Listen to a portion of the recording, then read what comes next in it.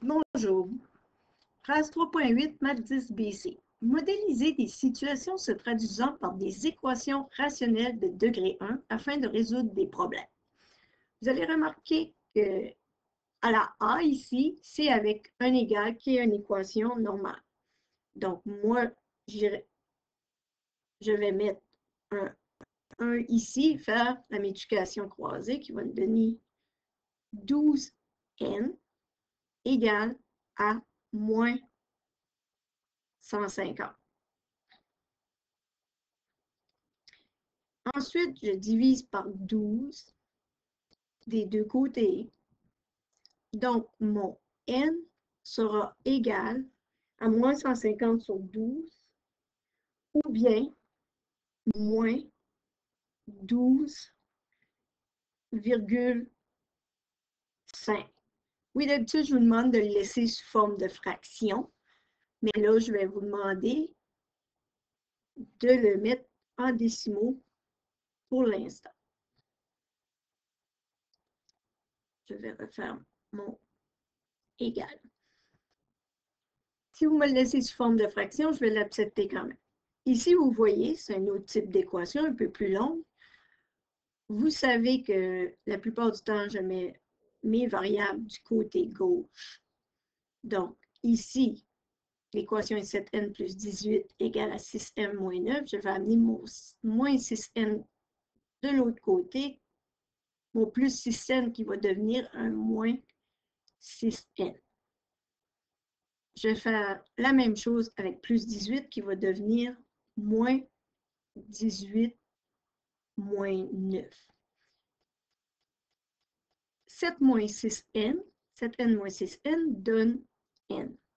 Moins 18 moins 9 donne comme résultat moins 27. Donc, vous avez vos résultats qui est de l'algèbre de base, qu'on appelle ça une équation. Maintenant, on va passer aux équations irrationnelles, aux inéquations. Vous allez voir, c'est les mêmes équations. Sauf la différence, ici, vous remarquez, c'est le symbole.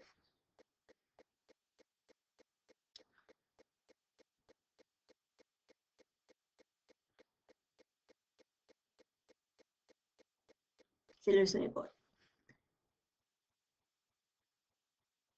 Aussi, les autres symboles, vous savez qu'il y a plus petit, plus petit égal, plus grand et égal. On a déjà vu ces symboles-là. Donc, ici, si je continue, excusez mon petit barbeau rouge, j'ai 7n moins 6n égale à moins 18 moins 9 ici. Donc, je reste. Et là, j'ai mis le égal. Souvent, j'utilise le égal, mais vous devriez mettre le symbole de l'inéquation. Si vous mettez le égal, pourvu qu'à la fin, vous utilisez le symbole, c'est très bien aussi. Donc, ici, ça va être plus petit et égal à moins 27. Si je voudrais faire la preuve de ceci, une vérification, je ferai 7, parenthèse, moins 27, moins 6, parenthèse, je reprends, je ferai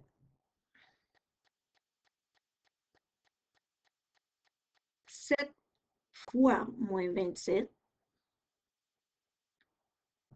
plus 18. Vous devez faire la vérification dans la première équation.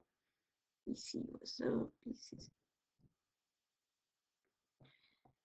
Donc, ici, j'aurai 6 fois 27 moins 27 moins 9. Si on fait le calcul, ça fait moins 161. 11 plus petit égal à moins 171. Donc, ça s'égale. On va faire la même chose de ce côté-ci. Ici, par exemple, je ne pourrais pas le mettre sur 1. Je dois multiplier ici par moins 5 et l'autre côté par moins 5 parce que c'est une inéquation. Je fais moins 5 fois 12n. À cause que je multiplie par un négatif, ou quand tu divises par un négatif, le signe change de côté. Donc ici, ça va faire 30 fois moins 5. Donc ici, vous pouvez voir que vous aviez sur moins 5 ici. Donc ça s'annule. Là, ça fait 12n. J'ai changé mon symbole. 30 fois, ça fait moins 150. Je remets mon petit n. Je divise par 12n. Je divise par 12n. Donc, je vais avoir n plus grand et égal à moins 12,5. Si je fais la vérification de ceci, que je vais mettre ici dans cette bulle-là, donc si je fais 12 fois moins 12,5 sur moins 5 égale plus petit égal à 30. Donc, vous allez remarquer que ça va donner 30 plus petit égal à 30. Souvent, on ne vous demande pas les vérifications. Donc, on vous demande seulement de mettre votre réponse. Je vais juste effacer mon chiffre ici afin de mieux le mettre pour vous autres.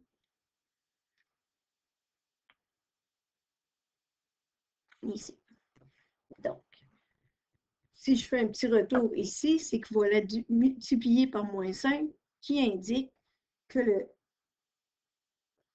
ceci va changer de côté. Va changer de côté.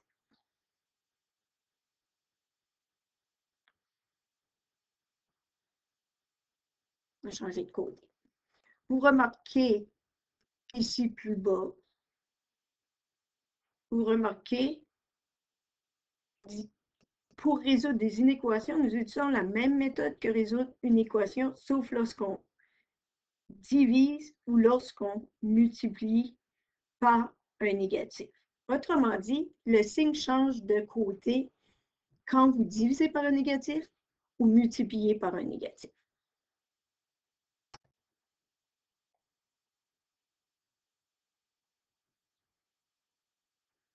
Donc, vous pouvez voir, c'est seulement cette partie-là pour le 3.8. Si je mets la prochaine page, ici, vous avez l'exemple de Zoé qui a reçu une carte cadeau de 51 qu'elle peut utiliser dans un magasin de matériel d'article. Elle veut acheter une toile, puis au moins 3 tubes. C'est qu'est-ce qu'elle veut? Au moins 3 tubes de peinture acrylique. Elle choisit une toile qui coûte 23 $, taxes incluses. Chaque tube de peinture coûte 4 $, taxes incluses. Combien de tubes de peinture Zoé pourra-t-elle acheter avec sa carte cadeau? Donc, ce ne serait pas un égal. Donc, la carte cadeau est 50 $ pour le décodage, la toile 23, 4 tubes de peinture, 3 tubes ou plus qu'elle veut avoir. X représente le nombre de tubes de peinture. Puis, ça sera une valeur positive dans N. Ça ne peut pas être une réponse négative. Coût du X tube et coût de la toile ne doit pas dépasser la valeur du montant de 50 $. Donc, il va y avoir combien de tubes? 4 tubes, 4x plus 23. Parce que la toile coûte 23, mais on ne sait pas à peu près combien qu'elle peut. Donc, au moins 3 tubes de peinture, c'est ça que ça veut dire. X doit être plus grand et égal que ceci. Si je change ça, vous allez voir que l'achat ici va aller avec cette équation-là. La résolution des inéquations. Nous avons deux inéquations. On a une première là, ici,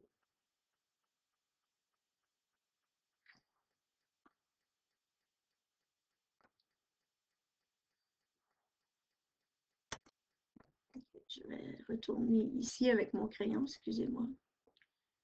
Vous avez une première équation là, la 1, et ça c'est la deuxième. Donc, la première équation, si on la résout, on arrive à ceci, au résultat, et la deuxième reste comme ceci. C'est de l'algèbre. Si on remplace x par 5, vous allez voir que 43 est plus petit ou égal que 50, c'est une inégalité, puis c'est vrai.